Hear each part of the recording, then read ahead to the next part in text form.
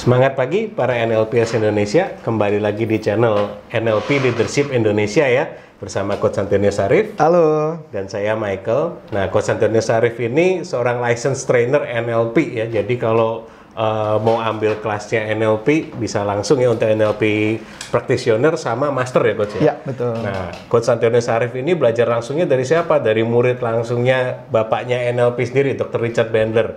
Jadi nanti kalau kalian mau ambil kelasnya NLP, kita pun lisensinya langsung, tanda tangannya langsung sama Dr. Richard Bandler ya, dan langsung. John Laval ya. Nah, jadi bukan tanda tangan print-printan Coach ya? Bukan. Tanda tangan asli itu ya? Basah. Basah ya, jadi tapi datang udah nggak basah kan? Udah nggak basah, udah kering.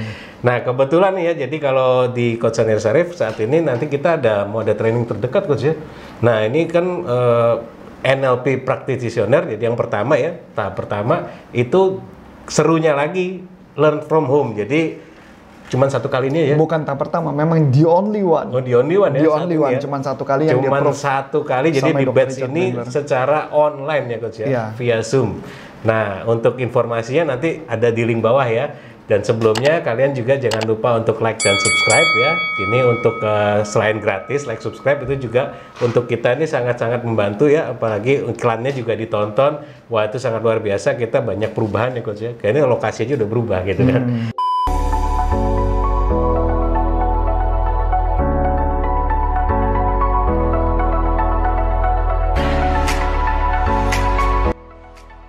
Ini kan mau bahas NLP tapi secara pertama mungkin kalau kita lihat IQ ya.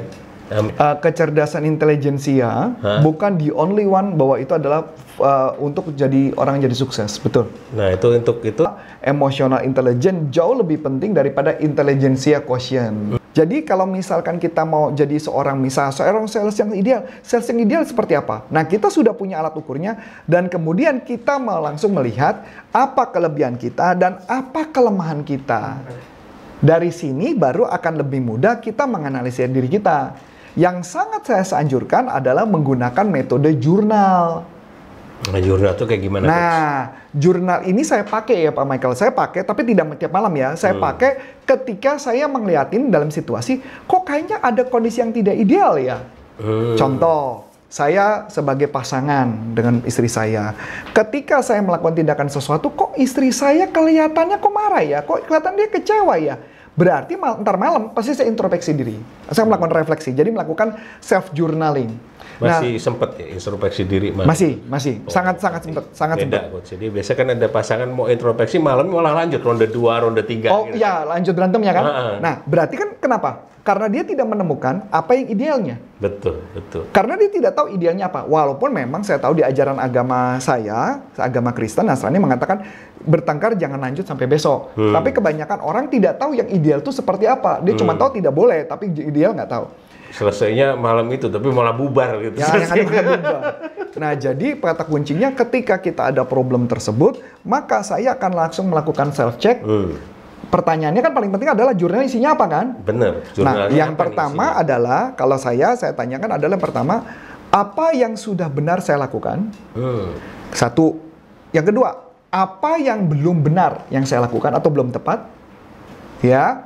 3, apa yang bisa saya lakukan berbeda? Untuk berikutnya, yang keempat adalah apa yang saya syukuri? Dan yang kelima, nah ini menarik, apa self-afirmasi untuk diri saya?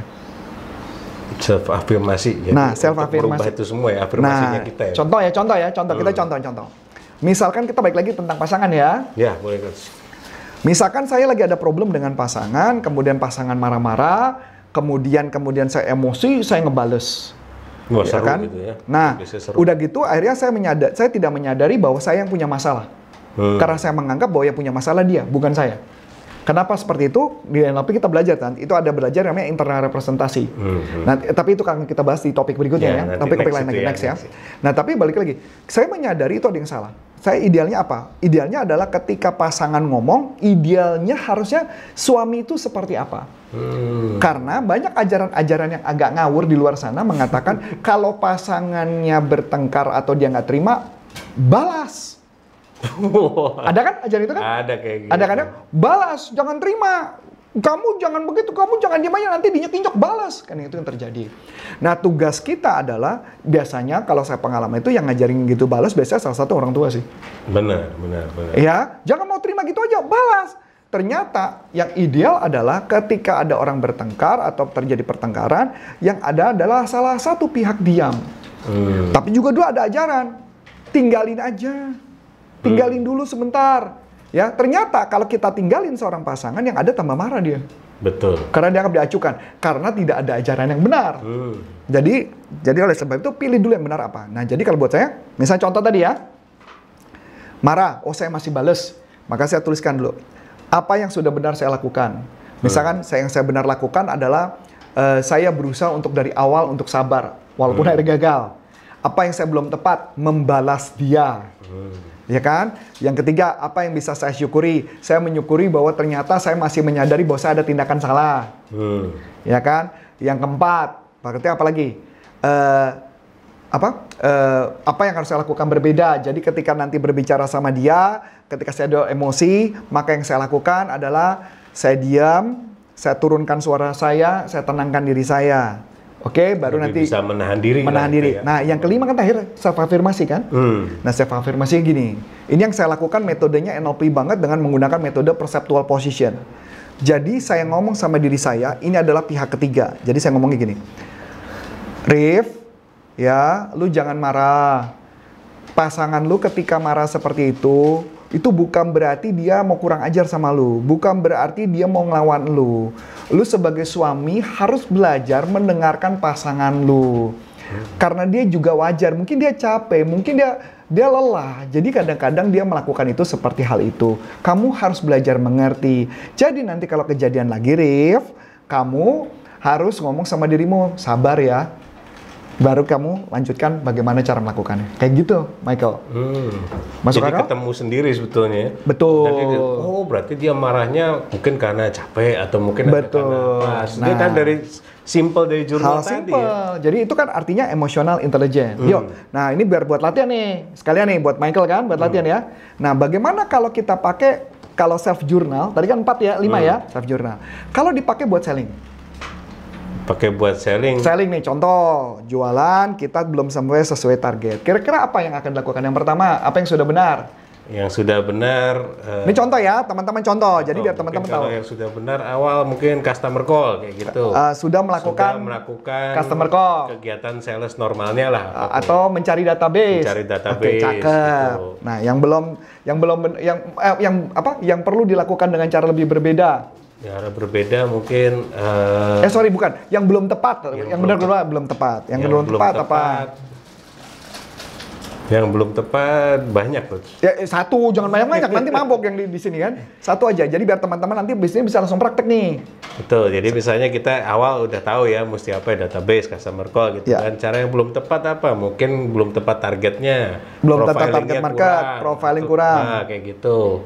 Apalagi? Satu lagi. Ke perilaku, lebih ke arah perilaku. Perilaku mungkin cara menyapa segala macam bisa di situ. Jadi yang belum tepat adalah cara menyapa. Pertanyaan menarik. Bagaimana Pak Michael bisa tahu bahwa cara menyapanya belum tepat? Dari respon biasanya, Mas. Dari respon. Atau Pak Michael malah sudah tahu bahwa yang tepat itu seperti apa? Bisa jadi. Nah, itu maksudnya self awareness. Nah, iya betul.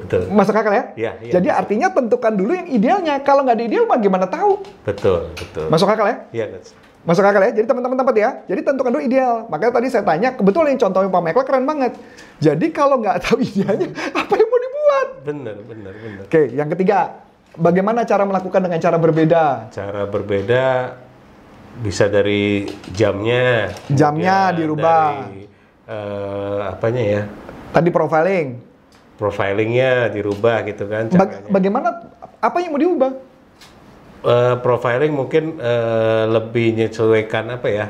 Biasa kan kita jual kan asal tembak gitu ya. Betul. Gitu ya. Nah, ini mungkin lebih spesifik lagi lah, mungkin menspesifikkan profilingnya. Nah, lagi. Pertanyaan menarik nih berikutnya Pak Michael. Bagaimana Pak Michael tahu bahwa itu spesifiknya salah?